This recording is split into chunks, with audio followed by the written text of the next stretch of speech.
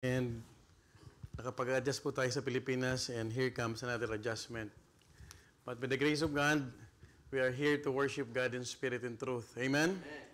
Let's open our Bible in the book of John chapter 8, verses 1 to 11. For some of you, maybe this is a familiar passage. And I just hope and pray that the Lord will speak to us in this passage. And we'll be reading from verse 1 down to verse 11. When we reach verse 11, we will read all together. Can I hear amen? Amen. The Bible says in verse 1, let's have a responsive reading. In verse 1, the Bible tells us, Jesus went unto the Mount of Olives.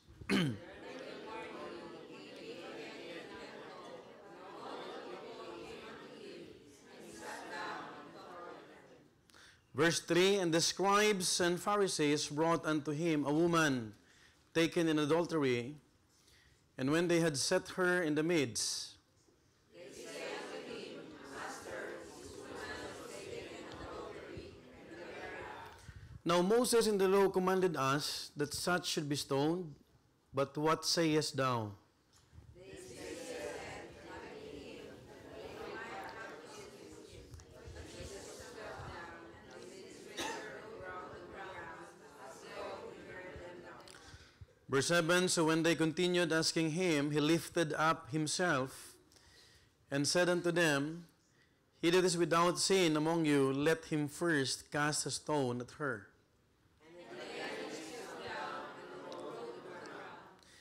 And they which heard it, being convicted by their own conscience, went out one by one, beginning at the eldest, even unto the last. And Jesus was left alone, and the woman standing in the midst. And Jesus lifted up himself, and stood down unto the woman. He said unto her, Woman, where are those thine accusers? Hath no man condemned thee? All together now, read. She said, No man, Lord. And Jesus said unto her, Neither do I condemn thee. Go and sin no more. I'd like to read once again, verse 11, but this time you just follow me in silent reading. The Bible tells us in verse 11, she said, No man, Lord. And Jesus said unto her, Neither do I condemn thee. Go and sin no more. This morning I would like to preach a message entitled, Grace Draws the Last Line. Grace draws the last line. Folks, God is a gracious God. And this is the reason why we can still honor Him and serve Him in spite of our shortcomings. I hope that this message will be truly a blessing to all of us as we ponder the things that we have read a while ago. Let's go to the Lord in prayer. Heavenly Father, we don't want to guide us, O Lord, as we will worship You in spirit and truth. Thank You, Lord, for Your faithfulness to us, as You have reminded us, Lord, that You are a gracious God in our lives, O Father. We don't want to sanctify our minds and even forgive us, Lord, for whatever sins that we have committed before Thee, and help us, Lord, to understand the message that You have prepared for all of us. Lord, use Thy servant, use me mightily, O Lord. Help me, Lord, to just be a blessing to Your people, even, Lord, to the visitors that we have. And also, Lord, I pray that You will give me a sound mind and help me, Lord, to just utter words that could edify Your people in this church, O Lord, even, Lord, to the brethren, Lord, across the globe of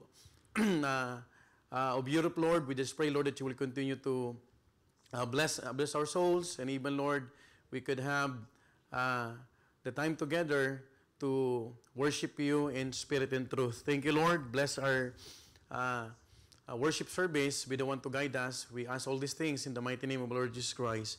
Amen and amen. Please be seated. Grace draws the last line. Now, every one of us carries a story we'd rather hide. Meron tayong mga kwento sa buhay natin na pwede lang laging nakabaol. Sa kwento ng buhay natin ay gagawin natin. It might be a dark secret we've never confessed. A vulnerable moment when our weakness showed. Or a decision we wish we could erase. Sana Hindi na lang natin ginawa yung mga bagay na naisip natin noon. Now, sometimes, those choices made in haste or in the dark becoming a defining moment in our lives. Minsan, hindi natin alam na yung mga maling bagay na yon ay it will determine our future. And sana hindi na lang nangyari yung mga bagay na yon. Now, in the world, also in the world is sometimes cruel to point it out to us even after seeing us hit our rock bottom. You know what? Ang mundong ginagalawan natin ay minsan napakalupit. Are you following? Kasi hindi lahat ay kayang mag-extend ng biyaya. When we speak about grace, it is unmerited favor.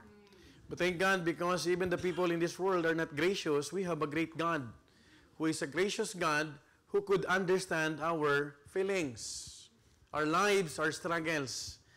Now, maybe the best way for us to understand it is to open our social media. We see many people accused or are alleged to have done something.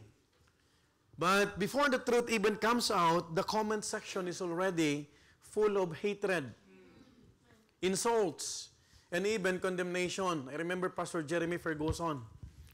He was a missionary for almost 3 decades in the Philippines. He gave his life for the Lord's work.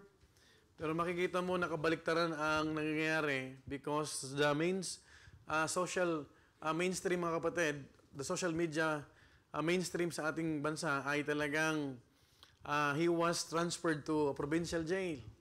And he was accused of many cases na talagang makikita mo na after all, ay ito pa yung kapalit ng kanyang sakripisyo. He left his life in US just to be a missionary in the Philippines. And maraming tao mabilis humusga. Maraming tao ang mabilis mag-comment. Maraming keyboard warriors. Now, this is the story, and it is as if, makikita natin, the world can't wait to throw stones and pass their judgments. Minsan, mabilis mag-judge ang tao na para bang halos kung pwede lang ipasok yung bato dyan sa monitor, makikibato sila. Just to ease the feelings na sila ay nagalit or talagang they are persuaded that all those things that they are watching at nakikita nila ay totoo. But praise God because we're serving a powerful God. Hindi po unfair ang Panginoon. God is always a fair God. And He will reveal many things in the coming days kung ano yung totoo at hindi. Now, in the passage that we have read, this is the story of the unnamed woman who was caught in the act. You know the story? Isang babae na nangalunya na dinala doon sa tinatawag na gitna ng ating Panginoon kasama ng mga Pariseyo. Her name was not Mary Magdalene, just like what others are portraying, but her story was clear. She is a picture of a sinner who's guilty in every sense of the word because she was caught in the act. A sinner who by law was worthy of death as she had overstepped the line. Sin is overstepping the line. Are you following? The verdict was certain, but praise God because God's grace had the last line. Sa mundo, merong batas. At ang batas, these are the schoolmasters, the knowledge that you are committing sin. Hindi ka makakagawa ng kasalanan kung walang batas. Because sin is the transgression of the law. Now, you will understand that you commit a sin before the Lord or before any people if there is a law. Kung walang batas, wala tayong kasalanan. That is why we could see from this passage, grace had the last line. Yung batas noon, under Moses law or Mosaic law, pag ikaw ay nahuli na nangangalunya, ikaw ay dapat mamatay sa pamamagitan ng pagbato habang ikaw po ay nahihirapan at habang ikaw po ay naubusan ng lakas, they can throw stones. Stoning to death is the consequences of, one of the consequences of what? Of committing sin of adultery. Hindi lang yung kahihiyan, kundi yung sakit ng kamatayan. Now, this is the story of the unnamed woman, and this is the story of our lives. You know what? Maraming bagay sa buhay natin na minsan, we can classify sins according to our perception. Na hindi mo alam, nakakalimot tayo na meron tayong mga ginagawa sa buhay na to na hindi sa ganong paraan, hindi sa ganong kasalanan, pero meron tayong mga nagagawang kasalanan na tayo ay dapat na parusahan din. Are you following? But thank God because we have a gracious God who could understand us and who could help us. So this morning, allow me to preach a message on how grace drew the last line. How grace drew the last line. Number one, let's talk about the first main point this morning. Let's talk about the guilt of the sinner. The guilt of the sinner. Let me read quickly verse 1 to 6.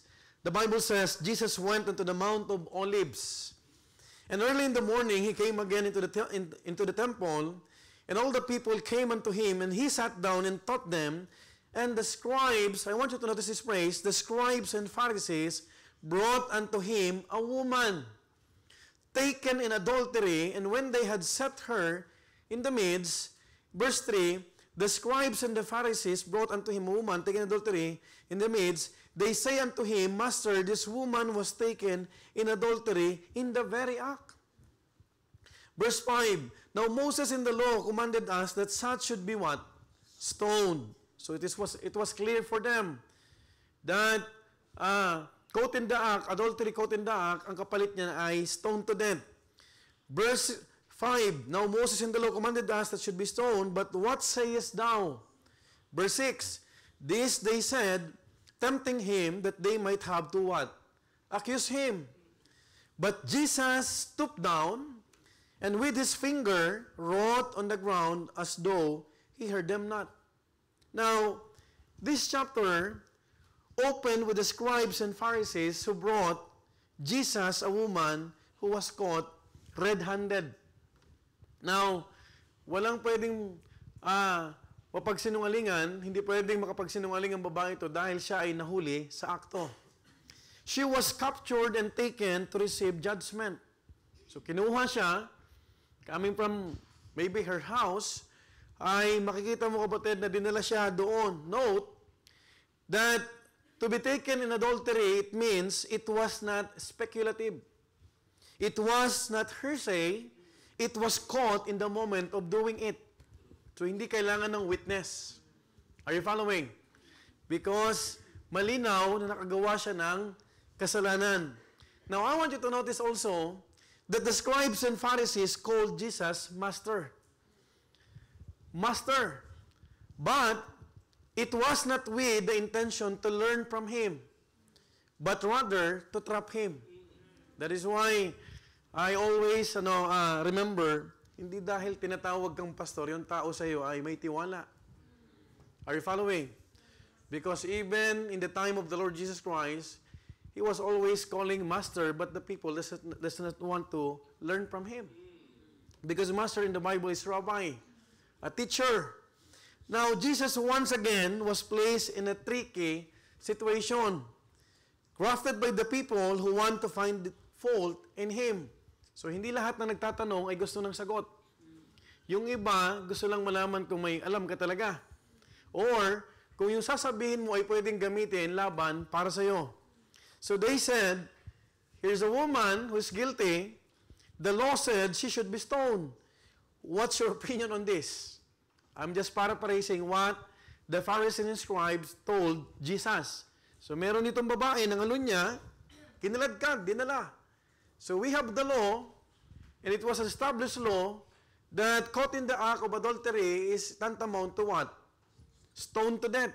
So, anong opinion mo rito?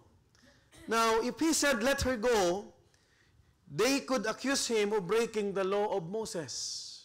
Isn't it? Kasi batas yun.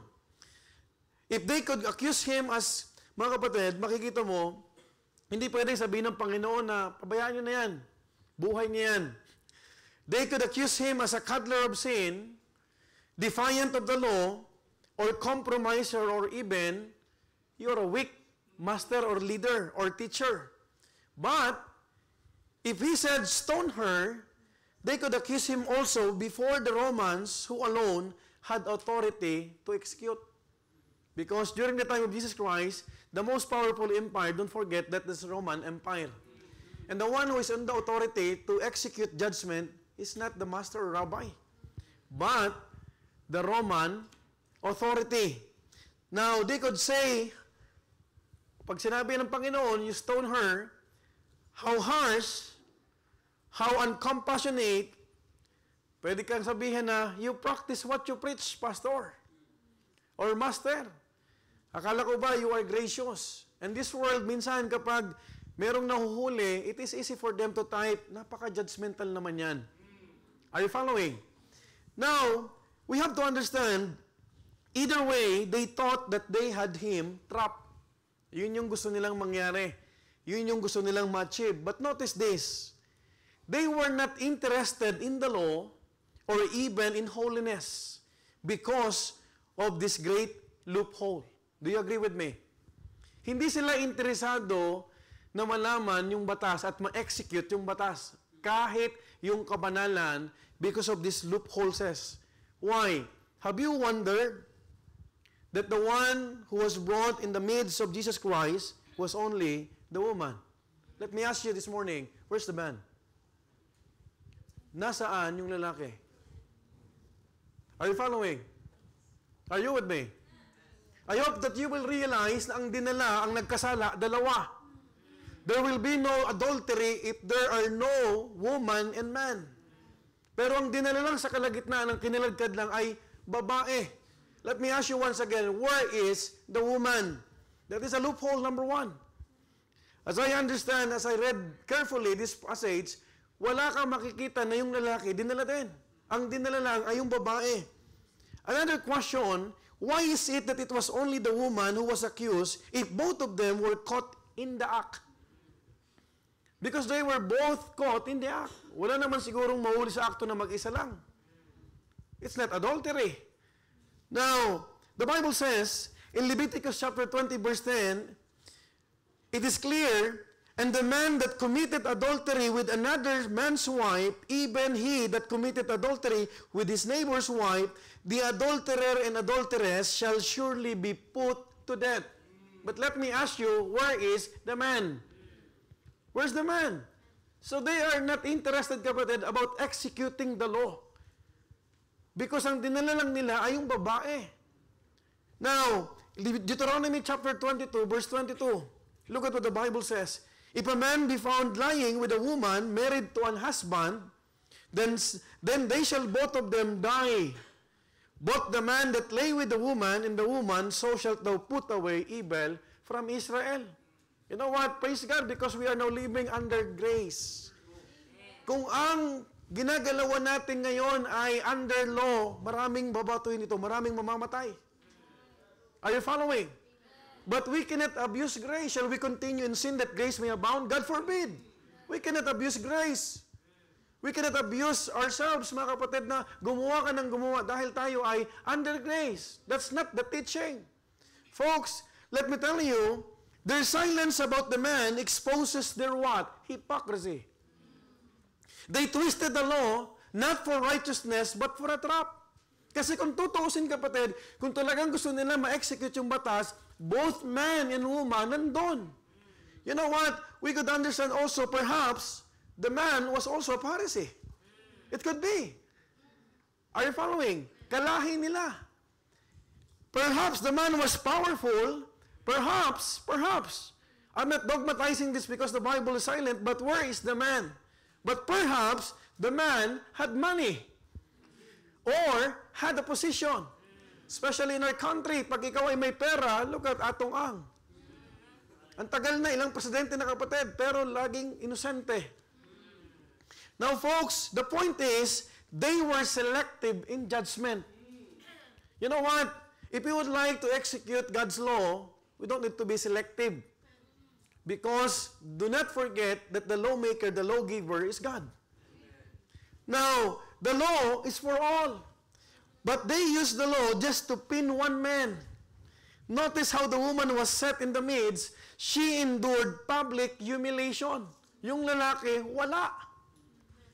Hindi siya napapahiya. Hindi siya kinilagkan. Wala dito yung lalaki. Ang tanong, nakita nila in the act, nasaan yung lalaki? You know what? In John chapter 8 verse 3 again, sabi ng Bible, the scribes, the Pharisees brought unto him a woman, listen to this, taken in adultery, and when they had set her, wala yung lalaki talaga.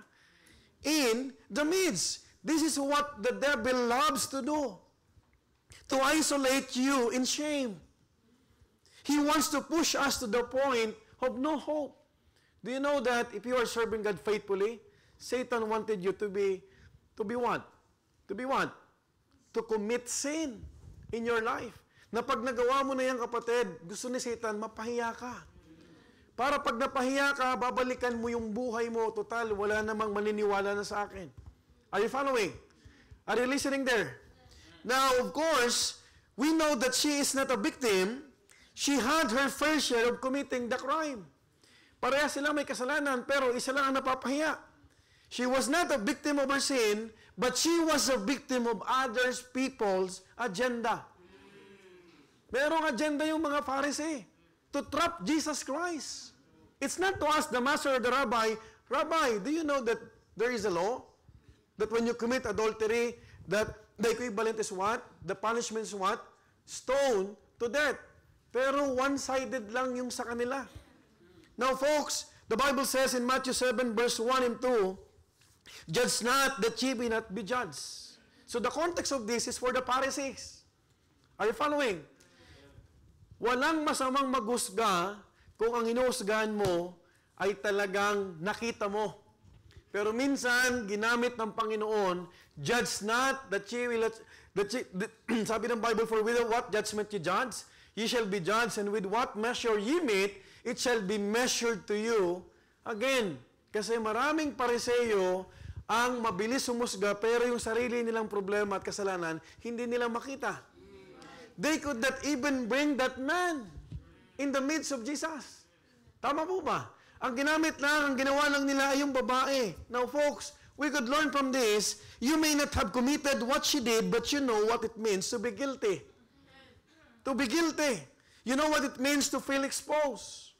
Alam natin, kapatid, na minsan pag tayo ay nabubulagan ng kasalanan, nakakahiya. Halos parang gusto nating lumubog sa kinakatayuan natin. You know what? Minsan, nakikita natin, and we even experience this, the paranoia to think life, your worst mistake is now the only thing people see. Even if reality, they don't know about it. Minsan, napaparanoia tayo. O yung mga tao. Makikita natin, it feels like walking without head. Folks, personally, I've done many wrong things, wrong deeds in my life. I know the feeling na minsan pag nahuli ka, kapatid, sa ginagawa mong mali, parang gusto mo nang lumipat ng lugar. Yung walang nakakilala sa'yo. Now, have you imagine, kapatid, yung feeling ng babaeng dinala doon ng Panginoon? Tapos yung lalaki, wala. It feels like walking without hand. We may not have the same case as hers, but we are all just as guilty as her. Maybe in the form or in other forms of sin or another degree. But here lies the reality that at one point in our life, we all needed God's saving grace. Iba-iba ang ating kasalanan, pero sa bottom line nito, kapatid, kailangan natin ng biyaya ng Diyos. That is why we ought to assess, because sin brings shame. But grace is even greater. You know what? The Bible tells us in Romans chapter 5 verse 20, moreover the law entered that the offense might abound, but where sin abounded, grace did much more abound.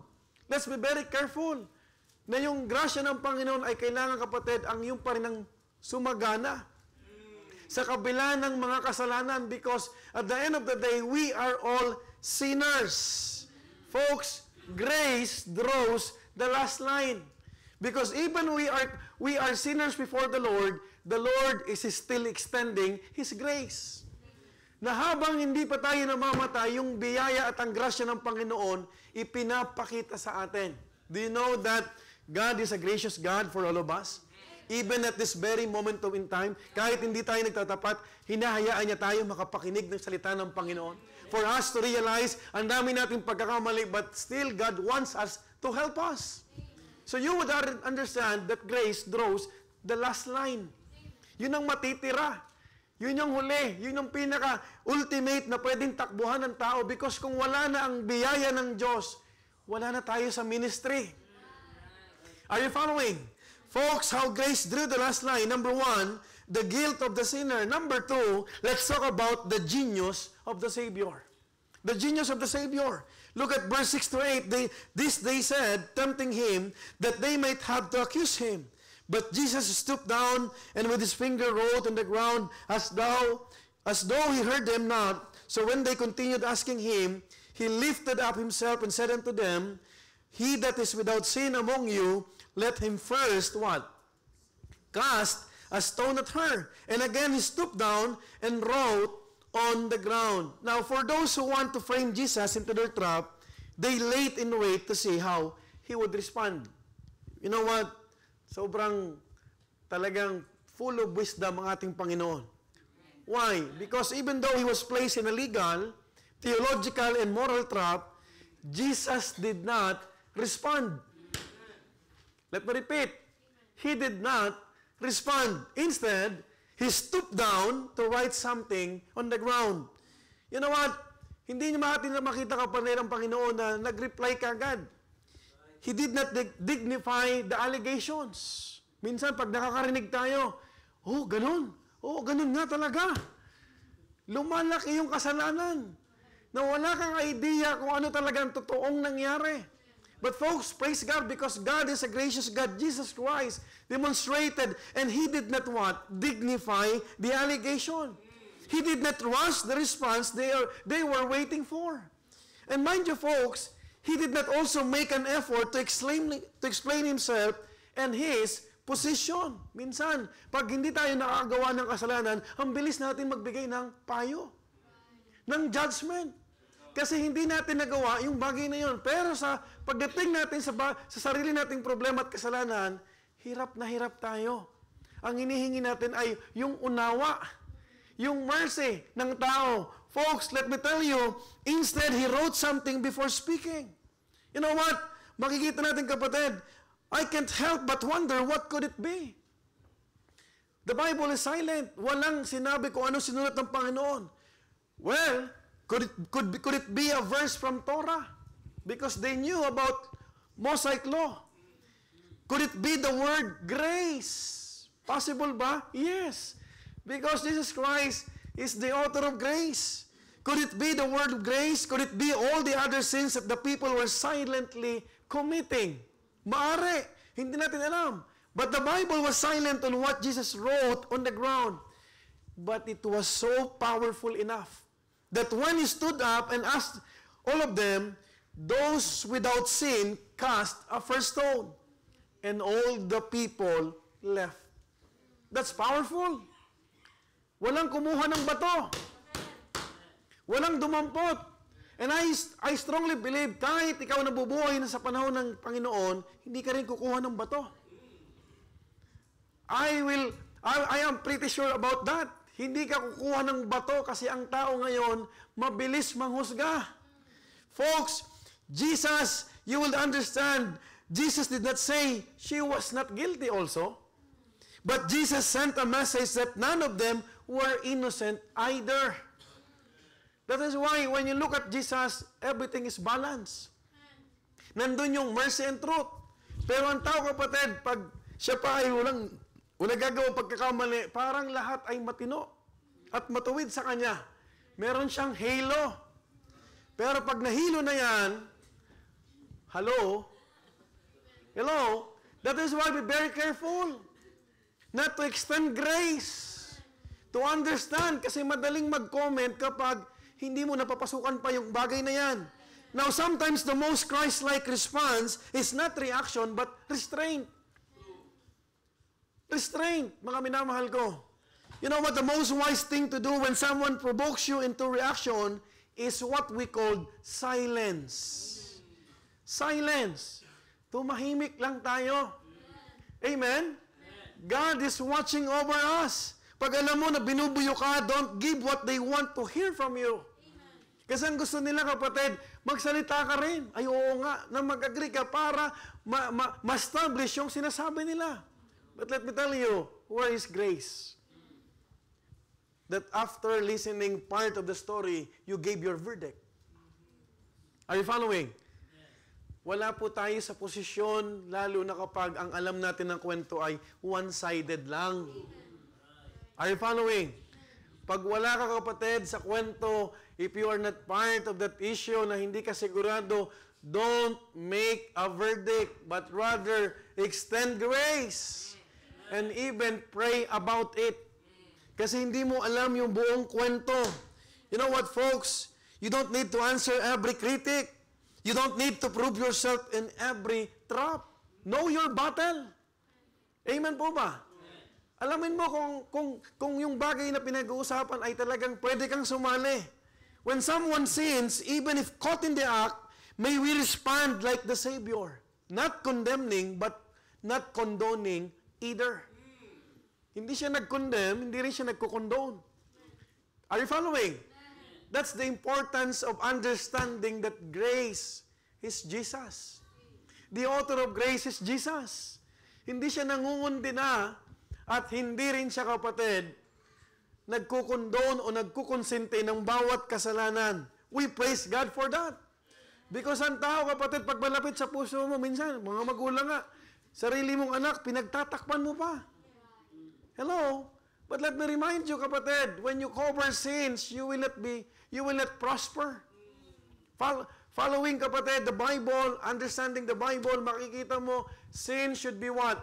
Be repented, not condoned.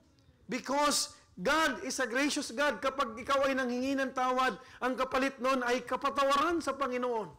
Pero pag hindi ka nanghingi ng tawad, pinapatagal mo lang ang kasalanan.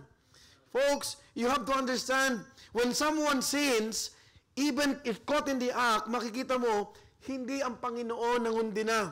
If there was anyone in that room who was the right to judge, it was Jesus, it was Him alone, because He was alone, blameless.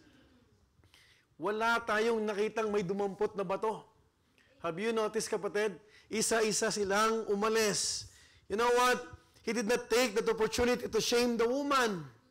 His response should not be mistaken as permission to ignore sin, but rather, it was a call to examine one's own heart before condemning someone else.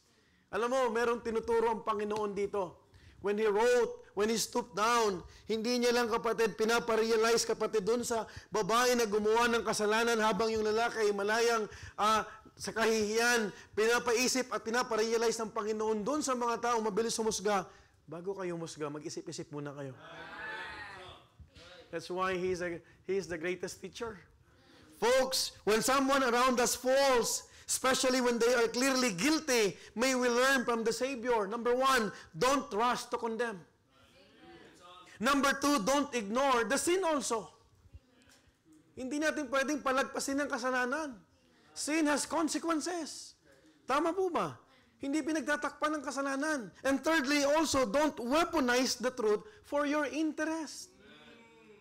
Minsan ginagamit mo yung alam mo kapag gusto mong sirain, wasakin yung kasama mo. You are not concerned. That is why in counseling, inside the office, tinatanong ko lagi, kailan mo nalaman ito? Pastor, last year pa. So what is your motive? Why you are telling this? All these things. If you are concerned to your brother or sister, yung malaman mo yung kasalanan, sinabi mo na kagad. Hindi yung time na kalaban mo na siya, na nung magkaibigan kayo, nangungunsinti kayo parehas. Are you following? That is the reason why we are thankful to the Lord, because we are taught this passage and we could learn many principles in life. We live in a dangerous times. Do you believe on that?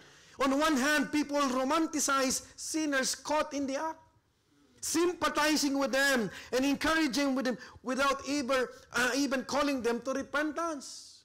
Alam mo, kapatid, Pag nagkaroon ka ng viral na issue sa Pilipinas, pinagpipiestahan.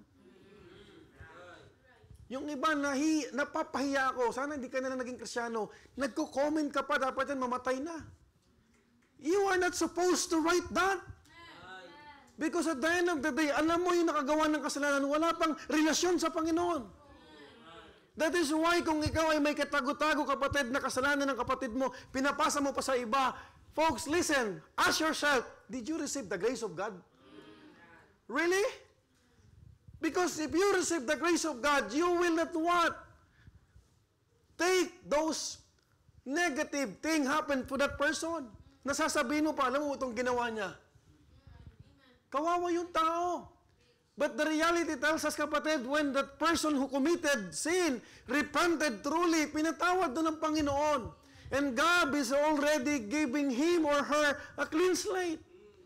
Yung tao, kapatid, spread na yung baho, yung kasalanan na dapat hindi mo pinagkasabi dahil in the first place, may kasalanan ka rin. Sino sa inyo walang dumi rito? Sino sa inyo ang walang ginawang kasalanan? Are you faithful? No one. Even your pastor here needs the grace of God. Amen? So, hindi natin pwede, kapatid, kalad ka rin lang. The Lord Jesus Christ did not humiliate her. Hindi niya inayunan yung mga Pariseo because in the first place, alam niya ang motibo ng mga Pariseo. Folks, on the other hand, we have many people who like to condemn a sinner caught in the act and judge them like they have no hope. Minsan, hindi mo napapansin, kapatid, pag ang tao nasa maayos, dami kang friends. Hello? Subukan mo ang tao, maraming pera. Ang daming nakakaalala sa kanya. Right? Tama? Sometimes nakakalungkot kasi even pastors or missionaries, sad to say, they're happy discussing the downfall or loopholes of other servants. Kapatid, I hope in Bethany Baptist Church, Milan, and even outreaches, huwag tayo, kapatid, sumama sa mga ginagawa ng iba. Amen? Amen po ba? Huwag nating gawin, kapatid, na pulutan ang pagkakamali ng iba. Nakakalungkot dahil sa mundo mas malakas pang sumigaw ng pagkundina ang taong galing sa mas maduming putik. Alam mo ba, minsan yung mabilis at malakas mangundina, yun ang maraming kasalanan. Hello? That is why be very careful. When someone is undergoing discipline, church discipline, let the pastor deal with him. Huwag ka na sumali. Amen? That's why I'm always encouraging the preachers, when it comes to rebuke, you give it to the pastor. That's my job. Hindi yung parang, kailangan mo pang buhusan para lumaki yung apoy. Folks, there is a reason why someone or a person or a believer should undergo what? Discipline. Hindi natin kinukundina ang kasalanan, pero hindi natin din kinakalat ang kasalanan. Sin should stop. Sin should be what? Be forgiven. Because we have a gracious God. I would like to challenge you, I would like to encourage you, brethren, because sa Pilipinas, galing ako doon, ang bigat. Birahin mo yung kapatid, problema, pinagpipiestahan, tapos pagdating sa tinatawag na spiritual life, akala mo, mga banal. We are not holy if we're condemning other people. Are you following? Because at the end of the day, we are called to be witness, not to become judge. Folks, the one shouting the loudest about someone else's fall is often the one hiding the most behind his own mask. And let me remind you, folks, that is not the Spirit of Christ. Wala sa Biblia na nagkasala, ipinahiya pa ng Panginoon. Kinalagkad pa ng Panginoon. So instead of joining the uproar, let's ask ourselves if we have taken the time to just stoop like what our Savior did. Paano tayo? We must stoop down in prayer and intercede for God's mercy upon them. If you are really concerned, Lord, tulungan mo siya. I know, Lord, I am one of the recipient of God's grace. Nagkamali din ako, Lord, pero ibinigay mo sa akin na makabangon ako. Kahit hindi mo napuntahan yung tao, you just pray for him. Amen? You just tap his back or, sis, kapatid, I prayed for you. Okay na yun. Amen po ba? Hindi mo na pwedeng sabihin, alam mo, ay, tira mo, di na nakakatugtog yan. Disiplina yan eh. Hello? And you know what? Sometimes, this is a sad story. Hindi ka masaya na ang tao nakakabalik. May mga Kristiyano, ba't na yan? Hindi ka ba masaya na re-restore? Hello? Hindi ka ba masaya yung nadapa, bumabangon? Hindi ka ba masaya? Di ba masaya tayo, kapatid, if someone who fell in the miry clay of sin, and then he decided, he prayed to the Lord to ask him another chance, and then God will extend His gracious hand. We are so happy for that. Amen po ba? Yun yung spirit ng Panginoon. And that spirit should retain in our minds and even in our body.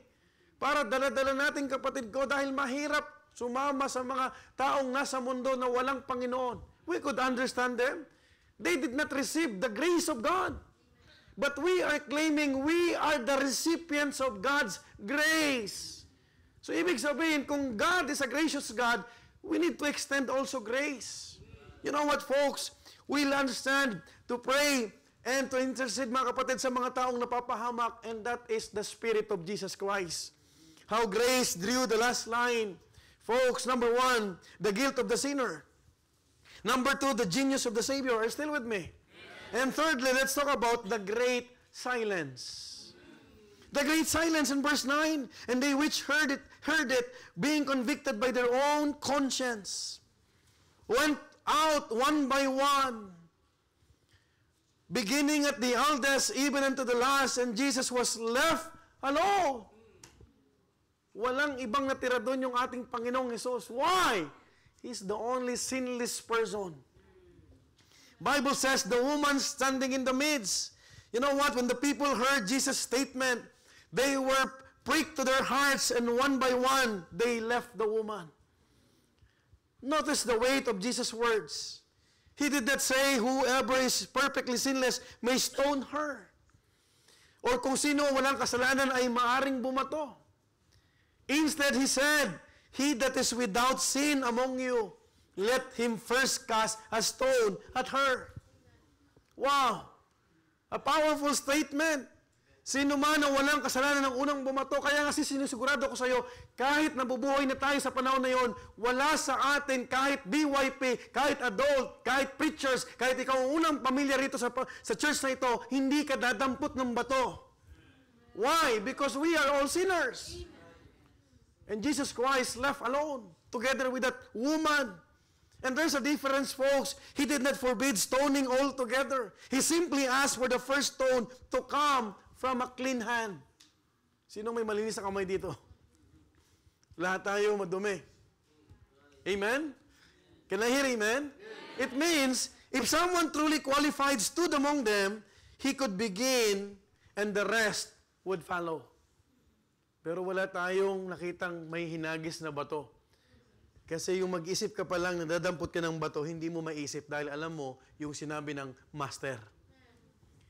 Yung unang walang nagawang kasalanan, yun ang unang kumang bato at ipukul doon sa babae na yun.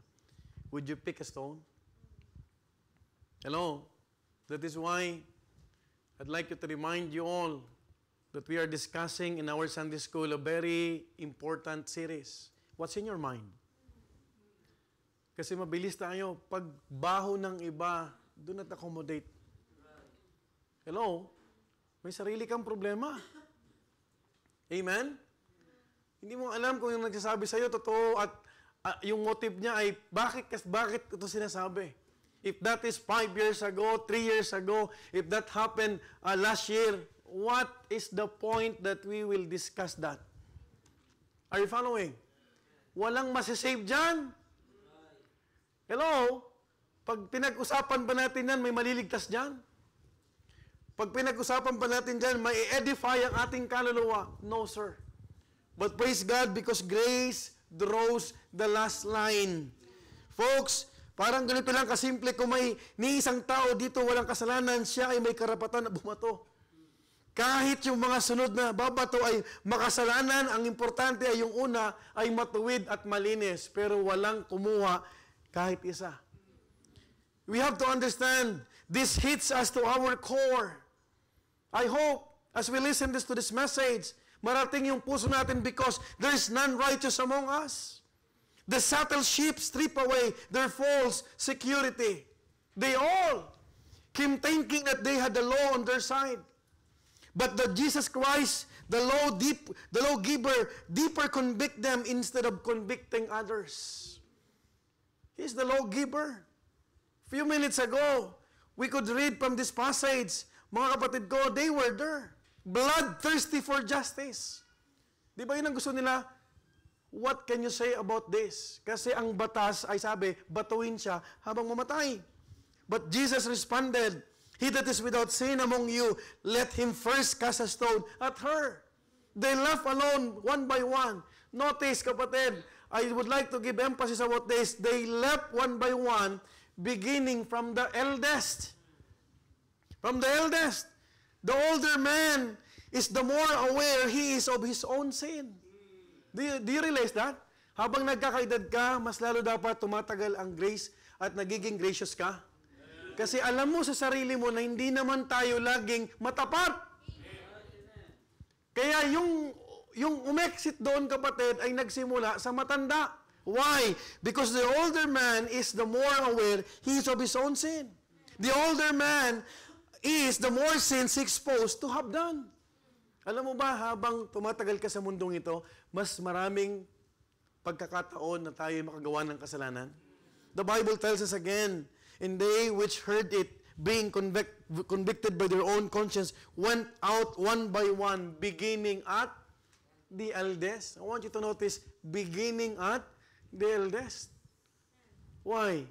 Kasi alam mo sa sarili mo, you have done many foolish things. If not for the grace of God. Sino naman tayo maging pastor, a reverend, preacher. We know our life. Amen? We know what we did. But because of God's grace, God is still giving us, He is putting us and counting us faithful into the ministry. That is what Apostle Paul is telling to Timothy. Pastor Namble, my dear beloved pastor, once said, ministry is received, not achieved.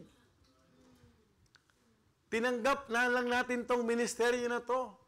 Hindi to pinaghirapan natin. Because ministry is a great privilege. You know what? If you will understand this verse, suddenly they realize none of them could take the lead without exposing themselves as hypocrites. Maaring hindi tayo nangangalunya, hindi tayo pumatay, hindi tayo nagnakaw, but the Bible said, if you look with lust another woman or man, that's adultery. This is the devotion of Brother Jerry. Hindi kami nag-usap, ha? Isa lang ang espiritu namin. Are you following? There's a risk. Minsan, adulterous siya.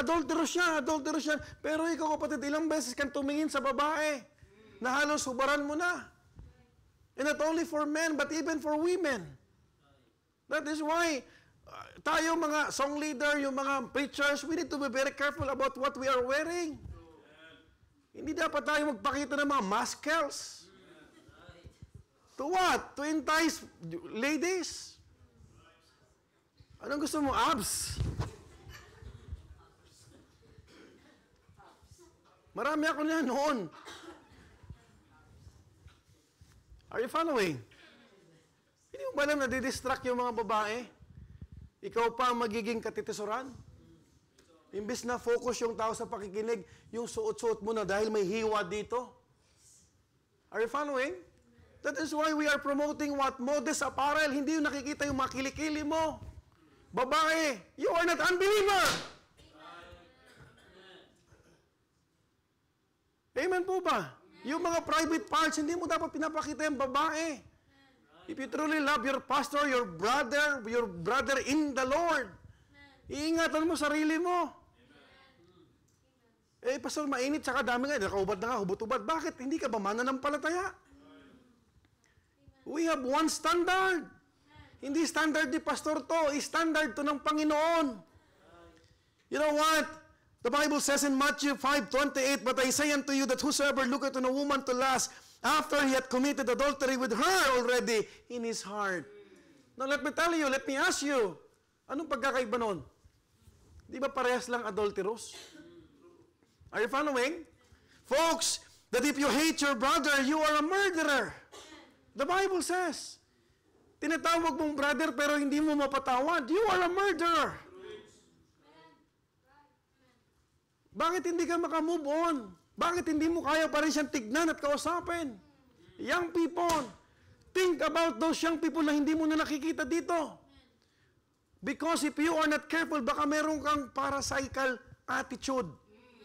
Na you are thinking that you are clean at yung iba na nawawala, nagbabackslide, madumi sila.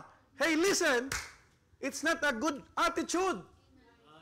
Are you following? Kung meron kang nakikita, mga kapatid, I hope you will pray for it. You will be one of the encouragement.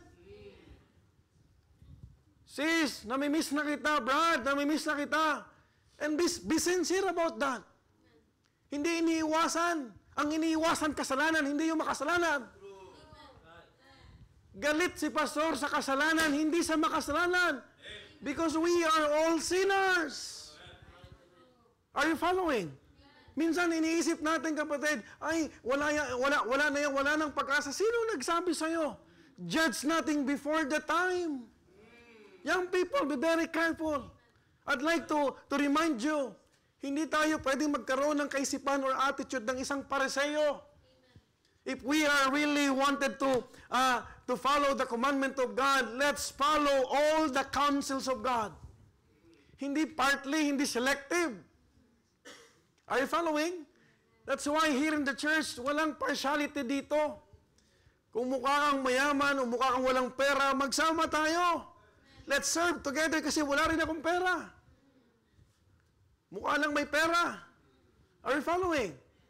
Because inside the church, in the ministry, pantay-pantay tayo. Amen po ba? Pag mali, mali. Pag tama, tama. Folks, that not giving your tithes is robbery. That's what the Bible says. Tama po ba? Will a man rob God? We rob God in our tithes and offering. That is the power of God's word. It can point from nakakahiya ka o nakakahiya ako. Minsan, ang bilis natin magsalita, nakakahiya ka. Ba't di mo nalang sabihin, nakakahiya yung kasalanan ko? Hello? From he is a sinner to Lord, have mercy on me, for I am a sinner. That should be our attitude. Amen po ba? Can I hear amen? Church, I hope you are listening well. Church, may we not have the same spirit of the people in this passage, where knowing the truth made them feel illegible to condemn others. Huwag mong ipakita yung discipleship plaque mo para ikaw ay manghusga ng tao. Do not parade your various ministry in the church so that you can have the right to pin down someone.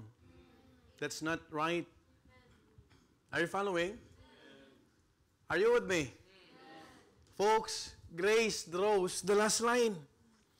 Madali tayong mamuna sa kapwa, sa damitan niya, sa kahinaan niya, sa maling desisyon niya, pero pag tayo ang nasa gitna, gusto natin ng pangunawa at awa ng Diyos. Why is it?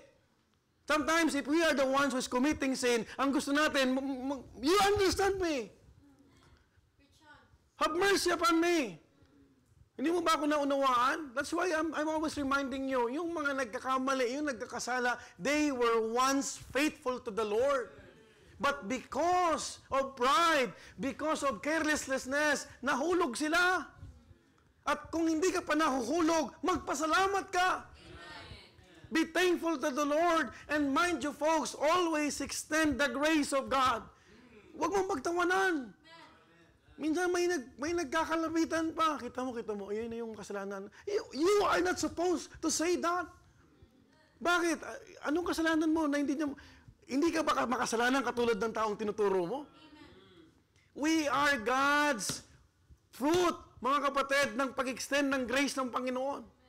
By the grace of God, it was only by the grace of God that we are saved. Through faith. Amen po ba? Minsan, mas matalas ang dila natin kaysa sa espada ng salita ng Diyos. Handa tayong bumato ng salita, pero ayaw natin aminin na tayo rin ay may maruming ginagawa. Be very careful. The Word of God is quick and powerful, and for our dear visitors, if you are a visitor online, you have to be mindful. There is something I want to say today. There were many people in the crowd who knew their status, who knew that they were sinners but didn't do anything about it either. Marami doon nakapaligid, hindi lang yung mga Pariseo. They felt guilt, but instead of staying with Jesus, they walk away. They walk away. Hindi lang yung Pharisee ang nagdala doon, ang umalis. Kahit yung mga miron. At kadalasan, mas marami ang miron. Are you following? You know what? Maraming tao, kapatid, ang nakukonsensya pero hindi nagsisisi. Umalis silang tahimik pero hindi sila lumapit kay Kristo. There are many Bible characters, Bible stories. You remember the rich young ruler? Sobrang taas ng kanyang standard when it comes to morality. He respected his own parents. He followed the commandments, this and that, this and that. And then, when Jesus Christ saw and discerned that his problem is money, he asked him, you sell all those things that you have and then follow me. But he was so sorrowful. Alam mo ba, sa church na ito, hindi ka tatagal kung hindi mo matututunan ang tamang pagbibigay. Hello? Most especially if you are questioning about tithes. Walang tumagal dito sa church na ninakawan ng Panginoon. And mind you, the last time that I checked the church, ang umalis, may problema sa giving. Hello?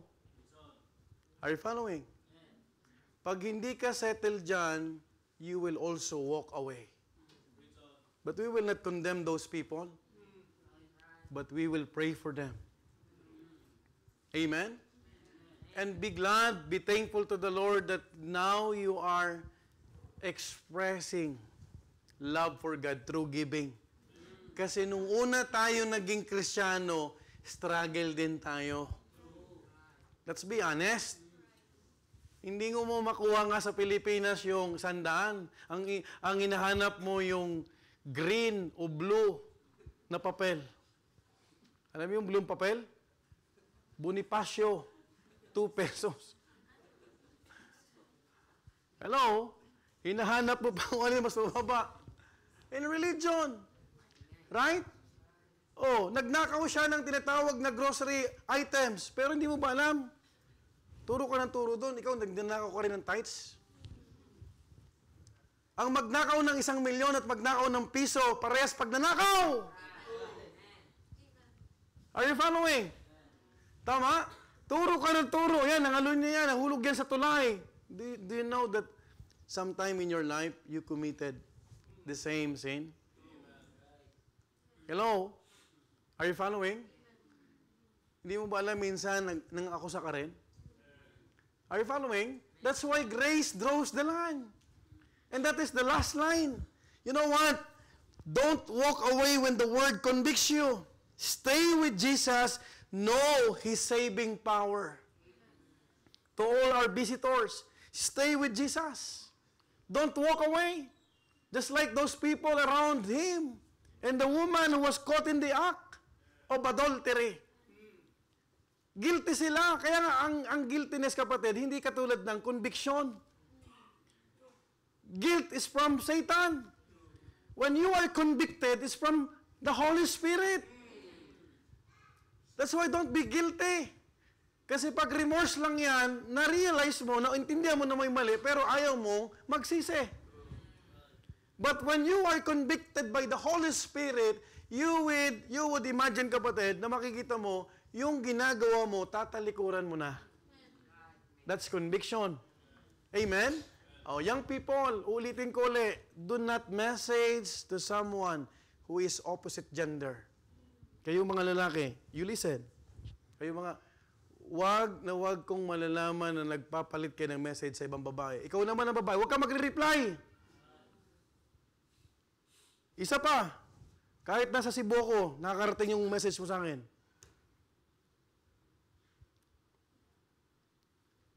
Hello? May mga young people dito, papatulugin muna mga magulang. Doon magpupuyat. Ba't tayo nakikita ni Pastor? May telescope ba si Pastor? You stop that. You focus, you start preparing yourself for your studies this September. Can I hear you, amen, young people? Isa pa. Hindi ka madaan sa pulpito, dadaanin kita sa ano na. Hello? That's why in our church, we love sinners, but we hate sin. Yun ang sinisigaw ng pastor nyo rito. Amen? Don't get me wrong when I'm preaching about sin. But I am pretty sure that I am preaching about God's grace. Because even your pastor is the product of grace. Without grace, wala ako dito, kapatid. Kung wala ang grasya ng Panginoon, wala sa atin pwedeng tumayo. We cannot be boastful that we are faithfully, maybe for some time, maybe for other areas of our life, but not all. Sinungaling ka pag sasabihin mo lahat ay faithful ka, na hindi ka nagkukulang. You are a liar.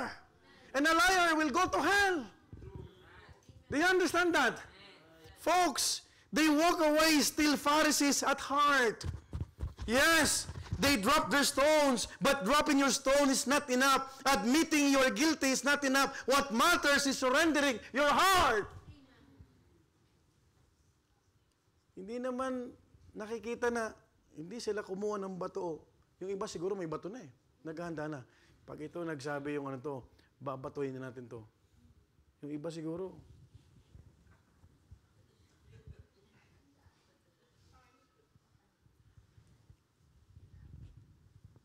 But it doesn't mean that you're repenting. Throwing stones is not tantamount to confessing before the Lord. Because they walk away with the same heart. Which heart? Pharisee. Ano ang isip ng Pharisee? Hypocrisy. Are you following? Grace draws the last line.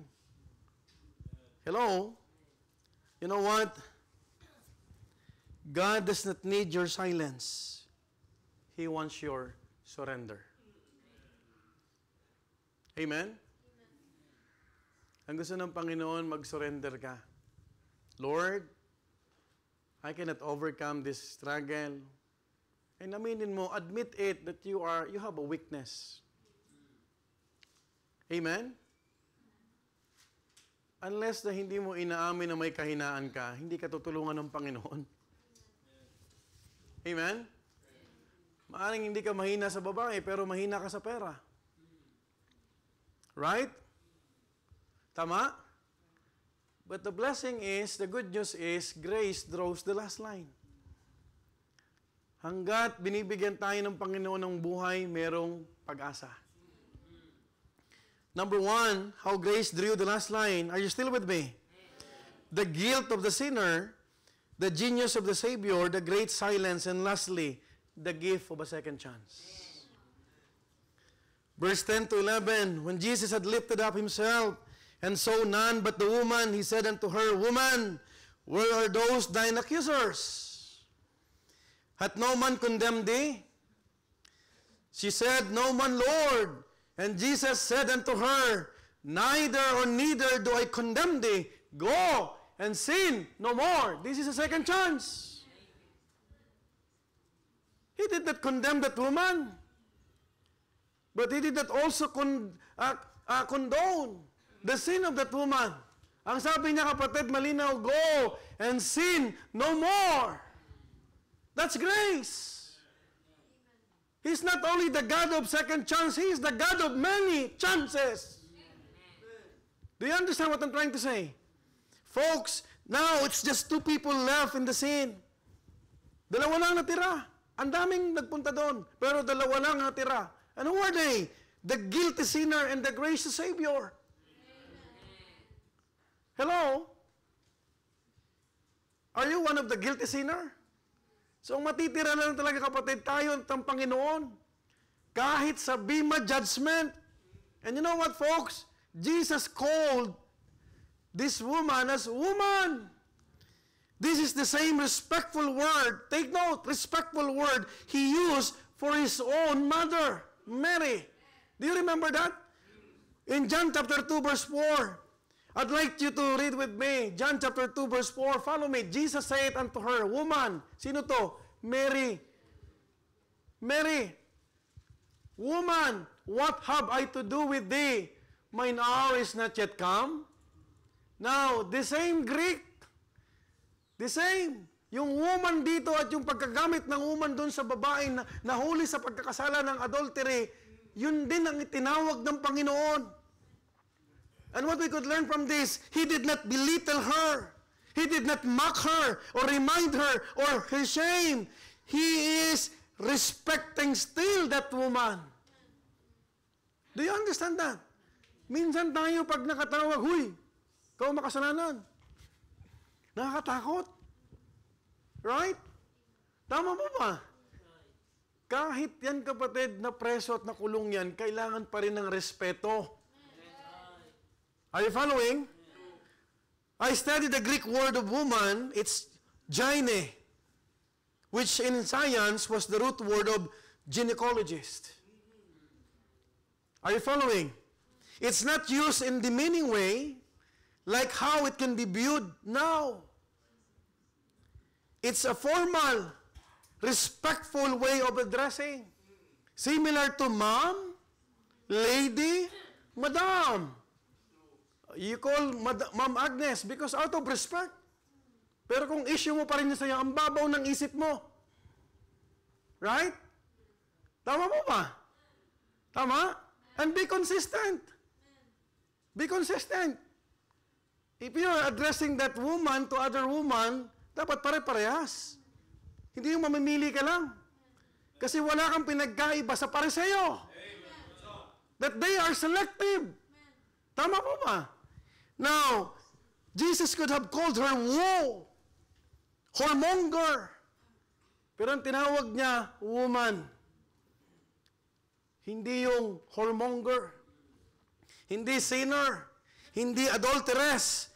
Pero hindi niya pinandirihan ng babae bagkus binigyan niya ito ng dangal. Ganun ang Panginoon sa bawat isa sa atin. And we praise God for that.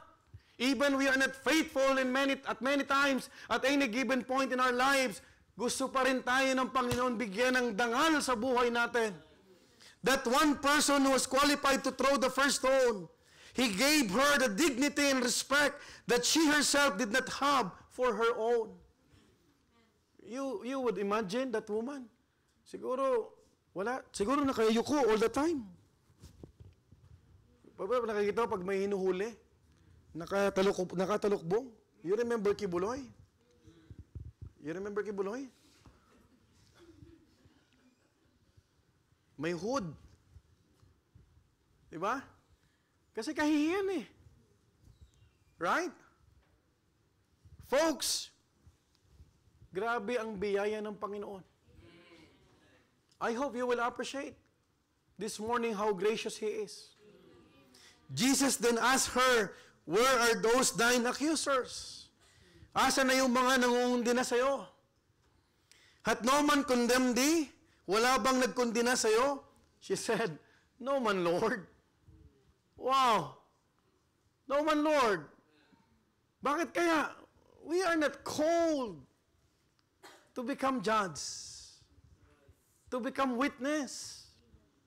But here's what our title was anchored. Sabi niya, neither do I condemn thee. That's why we need to understand this morning, grace draws the last line. Take note, Jesus did not say, you are innocent. He said, you are forgiven. Hindi tayo inosente. Tayo ay pinatawad ng Panginoon. Aren't you glad you are forgiven already? Aren't you glad you can walk every day with a joyful heart? I'm forgiven! Sabi ni Gab, victory! We are victorious. We are forgiven.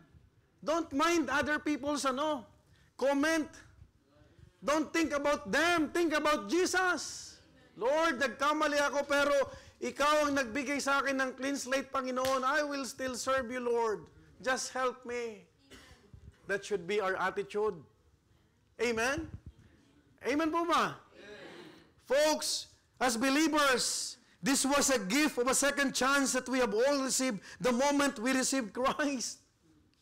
Yung iba, sobrang higpit mo, pero sa sarili mo, hindi ka naman consistent. Hello? Before you will become a strict to that person or to many people, make sure that you are practicing what you preach. Amen. Right? Amen. Tama? Tama po ba? Nakakalimutan natin, kapatid, ay lahat ay dahil sa biyaya ng Diyos. Folks, I'm so glad that we have already Bible school. But if this Bible school will only fill your mind with the knowledges without proper application, that's futile.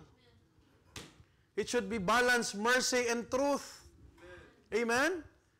The Bible skill that we have, it can what?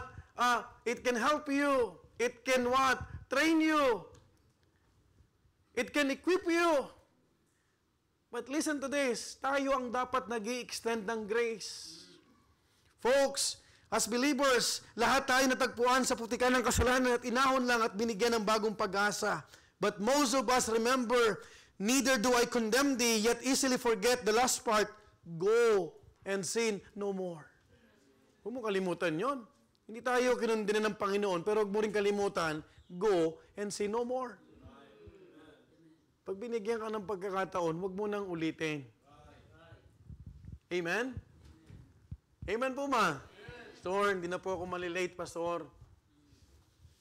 Maya, isang buwan lang late ka na naman. Ang sabi ng Bible, neither do I condemn thee. But go and sin no more. Amen? Amen mo ba? Nahulog ka sa babae, go and sin no more. Amen? May asawa ka, katext mo pa yung ex mo, hindi kita ko-condemn. But go and sin no more. Amen? Nagnanakaw tayo ng offering para sa Panginoon, neither I condemn thee. But go and sin no more. Hello? Yes, we are enjoying the gift of second chance, but be reminded of the solemn charge to go and sin no more. Remember, Sorella Magri, she's a new creature. That's why we do not address her here in architect. She is one of our sisters. Amen? She will be the one to design the other property with architect Sanjay. Praise God. Amen? Folks, in essence, go and reach the world. Reach the world. That's why the command go is consistent. Alam mo kapatid, if you truly understand the grace of God, hindi ka mawawala sa soul winning. You know why? Because of the gospel, because of the saving knowledge that a person is sharing to other people, nagkakaroon ng panibagong buhay. Hindi mo iisipin na pagod ka. I could ask someone from our church to preach today because I'm still sleepy. I'm struggling right now. Hello? It's all about the grace of God. When you miss God's people, when you miss the worship, kapatid, iba yung nasa bahay ka, sarili mong bahay. I'm comfortable. Amen? Pag doon talaga, manginginig tuhod mo. Ang hirap pag-build ng momentum. But because of grace again, tinatawid tayo ng Panginoon. Amen po ba? It's not about being us. It's all about serving a God, powerful God. Hindi mo naisipin, kapatid, kung may kakayahan ka, wala naman tayong kakayahan. Ang iisipin mo yung biyaya ng Panginoon, but in your going, have an upright testimony. Go and rest on God's gift. But in your going, walk away from the sin that enslave you. Iwanan mo lang. Learn from your past mistakes. Pag nagkamali ka dun sa babae, sa area ng babae, iwas ka na dun. Amen? Amen po ba? Minsan kasi may mga pogi problem eh. Kasi sila nagkagusto sa akin, pastor eh. Wow. So you mean to say, ang mali sila? Sino may pogi problem dito? Hello? Ang alam kong pogi problem, Missionary Christian Barrentos. The presence of God is in me. Di ba? Hello? Pogi tayo pag naglilingkod tayo sa Panginoon.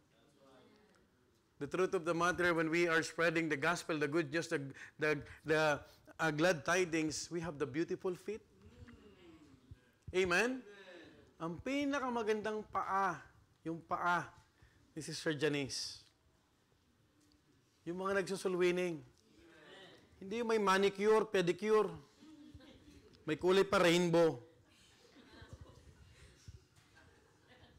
Tapos hindi naman nagsulwining. Hello? Pangit ang paa mo. You're not going. Every person here has a line that we cross.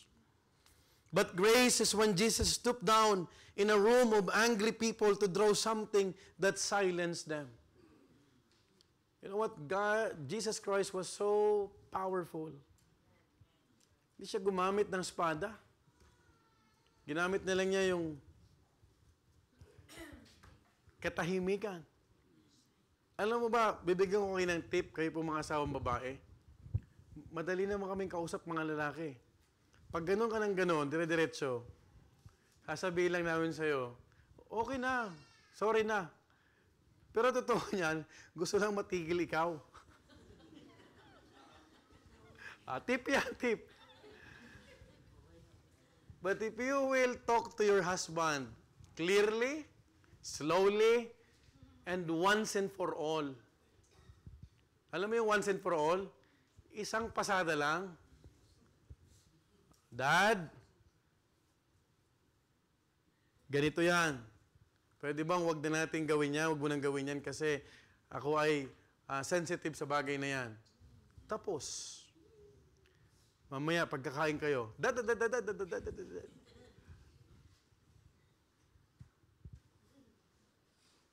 hindi mo ako pinapatawad. Pinatawad na kita. Matutulog na lang kayo.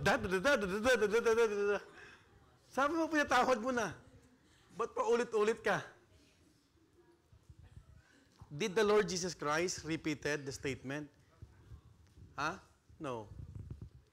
He once said, neither condemn you. You go and sin no more. Kasi kung gagawin naman niya yan,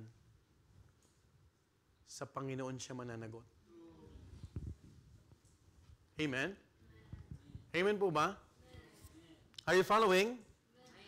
That's the thing with grace. It is always has the last word. Amen? Masarap na matutulog kayo, na gracious kayo. May kayakap ka, pagising mo, magandang panaginip mo. Hindi yung sinasakal ka. Hello? As I conclude. Conclusion na tayo.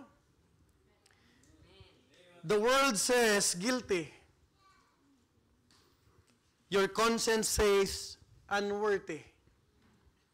The law says condemned. But grace says, neither do I condemn thee. Go and sin no more. That's the last line. What's the last line? Grace. Say it. Grace. Say it again. Grace. Another, grace. Yun ang dapat ma-instill sa ating lahat. For every sinner, that is also the last line. Without the grace of God, you cannot go to heaven. For by grace are ye saved through faith, and not of yourselves, it is the gift of God. I hope that you are encouraged this morning. Grows, draws, the last line. Let's go to the Lord in prayer. Heavenly Father, thank you, Lord, for the grace that you have extended to us.